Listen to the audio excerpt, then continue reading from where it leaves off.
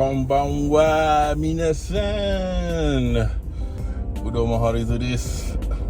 On the way back home now, baru kerja menonton film dari IG Production, Psychopath Providence. Psychopath is actually an IG Productions anime original. It's not based on the manga, but it's written by Urobuchi Gen, well known for his Fate Zero series. Dia merupakan sebuah siri anime yang first season dia 2012 actually. So that was the first time I saw it.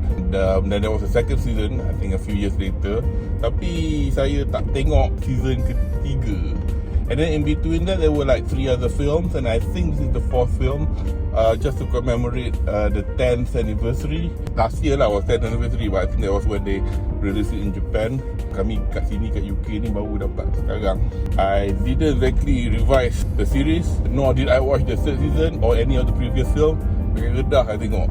So it was enjoyable. IG Production as usual, they are known for their fantastic designs in the story and all that. It's set in the future, in the 22nd century, di mana masyarakat di Jepun, dia punya law and order is not maintained by traditional methods, yeah.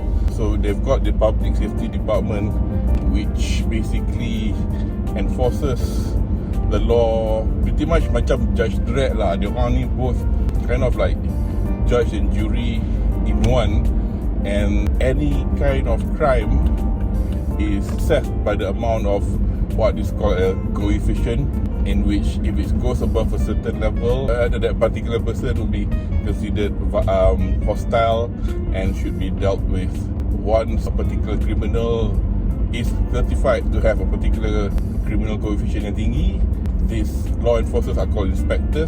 They use their weapons called the dominators to pretty much dispose of them lah. It's quite smart juga lah. Dia kalau orang tu coefficient dia tak cukup tinggi, dia punya weapon tu will be locked and you can't fire it. So basically it's like a perfect system.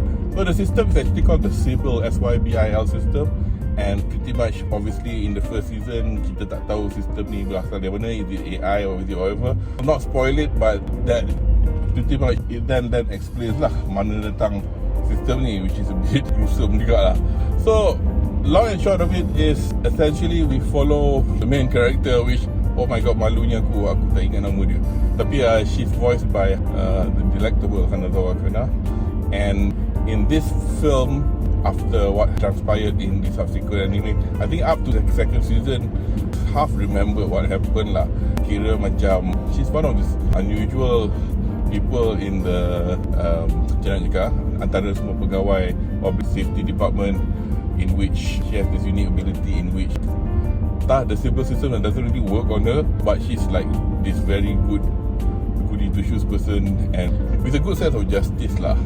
So essentially this film, you can kind of watch it standalone and can still understand it without knowing the law. Tapi you know, I mean, kind of self-explanatory juga lah. Tapi walaupun at the beginning of the film dia tak exactly spoon feed you sangat. So I guess I did manage to understand the whole film by virtue of what little I remember from the anime. So essentially Japan was under attack by this group called the Peacebreakers. They used to be a bunch of, if I'm not mistaken, covert soldiers, and then obviously once the kegunaan diorang dah habis, they were kind of like left, macam ditinggalkan, dilupakan. So basically diorang macam under orders by this one of the military leaders called the general. Whoever the general is, kita tak tahu lah at the beginning of it.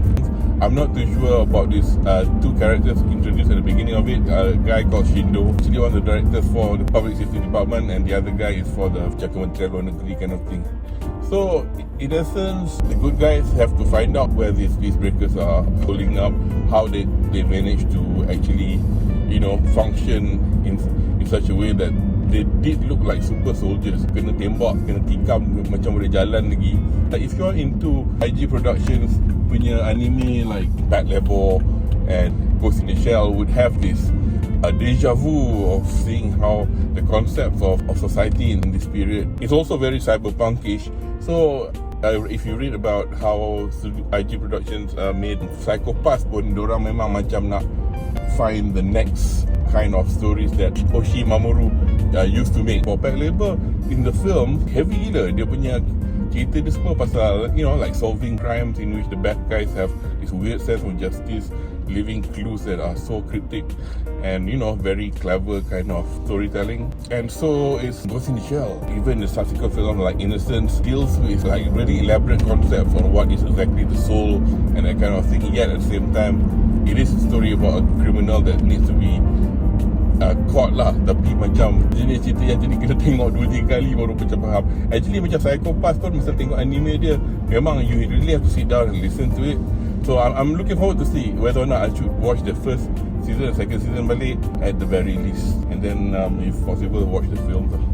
It's a good film, 7 out of 10 kind of. Yang ni rating dia 15, quite violent. Actually, if I remember correctly, watching the actual anime TV series was more violent than this. If you are into cyberpunk, and it's not as fancy as cyberpunk Age Runners, but if you like a well-grounded, typical Blade Runner kind of cyberpunk story, yeah, watch this.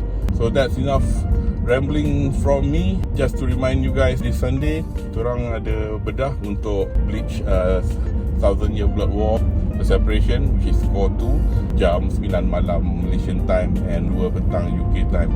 So good to see you there. That's all from me. Ijo desu.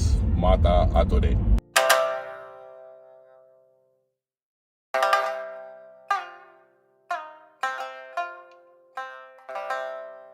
Ada